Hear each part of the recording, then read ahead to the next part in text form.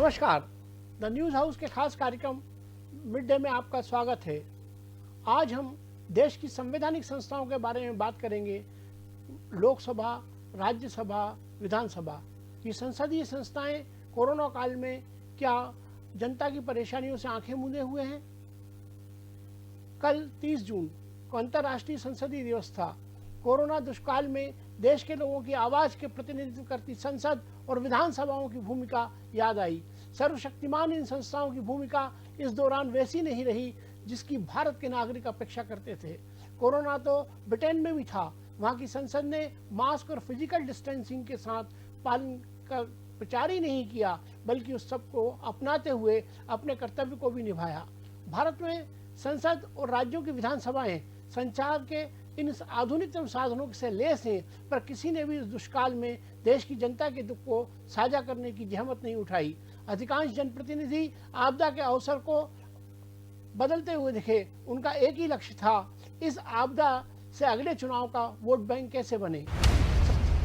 मध्य प्रदेश के भोपाल संसदीय क्षेत्र में इस दौरान सेवा के स्थान पर कुश्ती का नजारा मिला। भोपाल की सांसद बीमारी या अन्य कारणों के कारण अपने संसदीय क्षेत्र में नहीं रही। उनके लापता होने के पोस्टर भी लगे। उनके हाथों पराजित प्रतिपक्षी उम्मीदवार ने खुलेआम अगले चुनाव में जीतने और क्षेत्र में अपनी पकड़ मजबूत करने की घोषणा ही नहीं की, बल्कि मौके का पूरा लाभ उठाया। खैर, यह सब तो राजनीति में होता ही है, पर संसदीय संस्थाओं अपनी इतनी बड़ी त्रासदी पर अपने नेत्र मूंदे रखना परिचायक है प्रजातंत्र के मुकम्मल न होने का। संसद और विधानसभा में प्रजातंत्र में नागरिकों के अधिकारों और अस्मिता सम्मान की रक्षक हैं। उनका काम केवल सदन में चर्चा के बाद कानून को पारित करना, कानून और नीतियों को लागू करना और बजट के आवंटन पर ही समाप्त नहीं होता है। सरकार को जनता के प्रति जवाबदेह बनाना भी उनकी ही जिम्मेदारी है। संसद और विधानसभा का काम सरकार द्वारा बनाई उन सभी नीतियों की निगहबानी भी है जिससे सभी देशवासियों को लाभ मिले, विशेषकर समाज के वंचित वर्ग के लोगों को। क्या हमारी संसदीय संस्थाएं इस दुष्काल में ऐसे ही काम कर रही थी? इसका उत्तर किससे पूछें? संसदीय ज्ञान में निष्णात मेरे एक मित्र ने इस दौरान मुझे जानकारी भेजी। हाउस ऑफ कॉमन्स ने 22 अप्रैल को दूर संपर्क के जरिए अपनी पहली बैठक की है।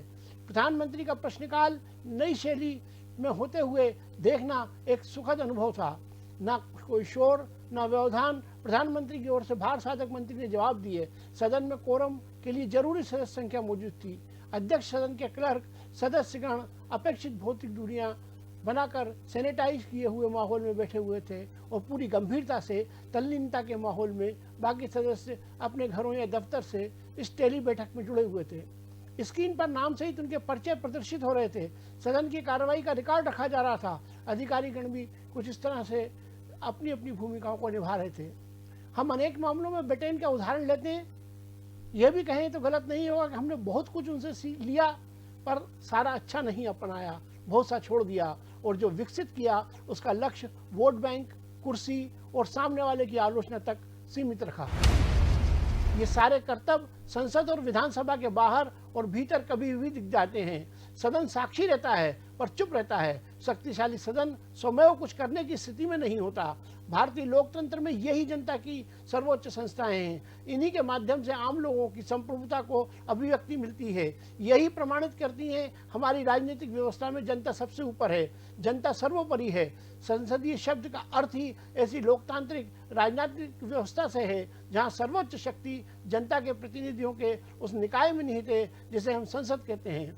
भारत के संविधान के अनुसार संघीय विधानमंडल को संसद कहा गया है। संसद ही वह धुरी है जो देश के शासन की नींव है। आज हम दुनिया के कई देशों में लोकतंत्र के ऊपर नस्लीय, धार्मिक उन्माद और तानाशाही खतरे को मंडराते हुए देख रहे हैं। ऐसे में अगर दुनिया में लोकतंत्र को मजबूती से पनपाना है तो दुनिया भर की संसद को लोकतंत्र की आधुनिकता के रूप में मजबूत, पारदर्शी और जवाबदेह होने की जरूरत है। सबसे पहले भारत में यहाँ की संसदीय संस्थाएं जागरूक कही जाती हैं। उनके नेत्रों पर कोई आवरण भी नहीं है। आज के मिड डे में बस इतना ही। कल फिर किसी और विषय के साथ मिड डे में मिलेंगे। तब तक बने रहिए न्यूज़ हाउस के समाचार के साथ।